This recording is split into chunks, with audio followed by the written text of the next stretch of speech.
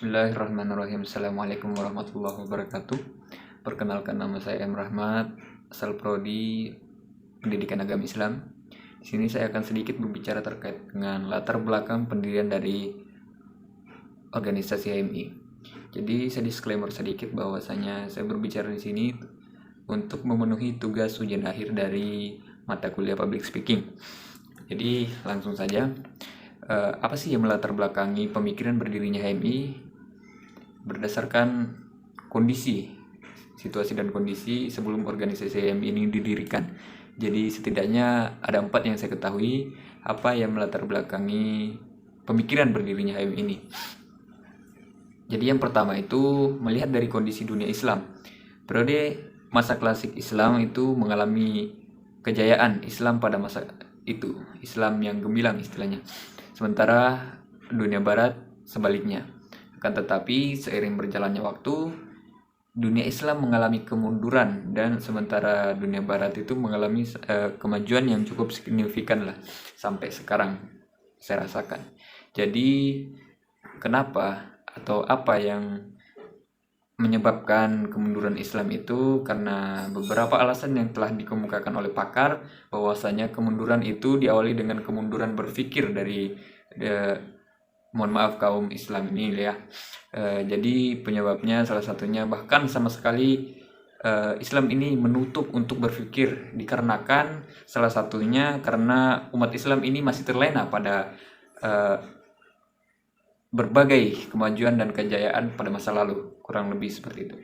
Jadi melihat kondisi demikian bahwasanya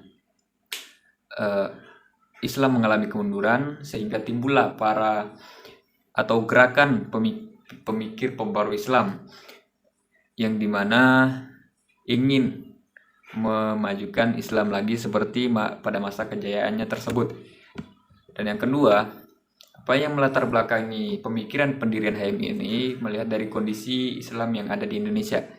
Lafran Pane melalui tulisannya yang berjudul Keadaan dan Kemungkinan Kebudayaan Islam di Indonesia menjelaskan makrososiologis Islam di Indonesia.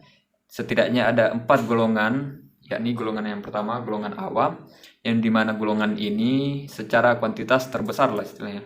Itu mereka mengamalkan Islam dengan ajaran sebagai kewajiban, mengamalkan Islam sebagai kewajiban adat kira-kira. Ya contohnya seperti upacara kawin, kelahiran, selamatan dan lain-lain. Kurang lebih seperti itu. Dan golongan kedua, golongan alim ulama dan para pengikutnya yang masih terpengaruh dengan mistik.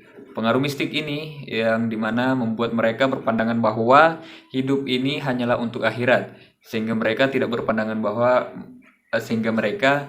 memikirkan kehidupan duniawi lah, termasuk perubahan sosial dan politik dan lain-lain. Jadi golongan kedua ini cuman memikirkan kehidupan akhirat dan tidak memikirkan kehidupan duniawi.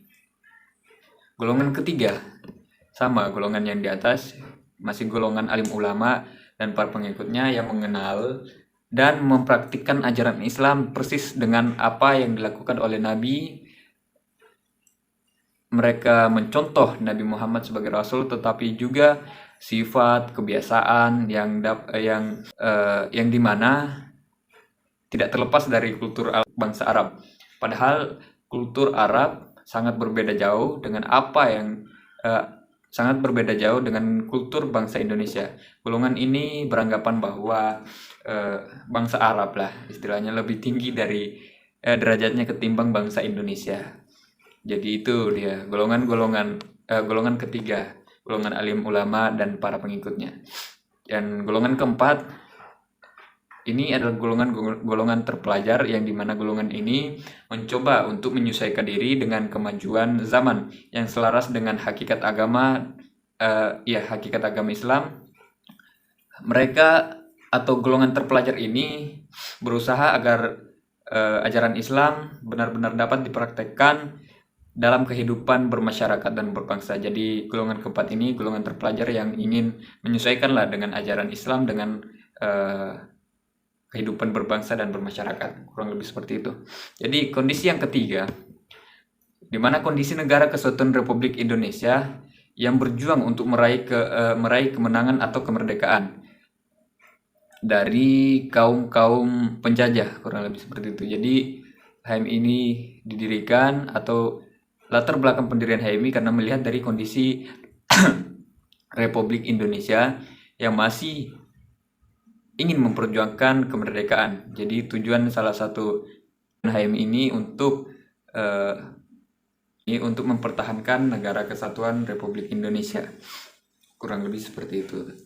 Jadi itu kondisi ketiga yang dimana melatar belakangi pemikiran berdirinya HMI.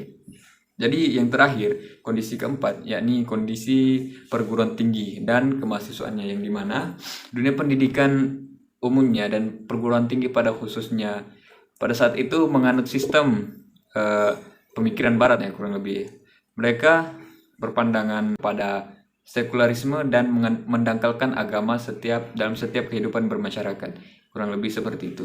Jadi melihat problematika yang telah saya sebutkan tadi, bahwasanya tujuan atau apa yang melatar belakangi pemikiran berdirinya HMI ini bertujuan untuk mempertahankan negara kesatuan Republik Indonesia dan mempertinggi derajat rakyat Indonesia serta menegakkan dan mengembangkan ajaran Islam. Kurang lebih seperti itu. Mungkin cukup sekian yang dapat saya sampaikan. Apabila ada kesalahan yang telah saya sampaikan dari awal sampai akhir, mohon dimaafkan. Assalamualaikum warahmatullahi wabarakatuh.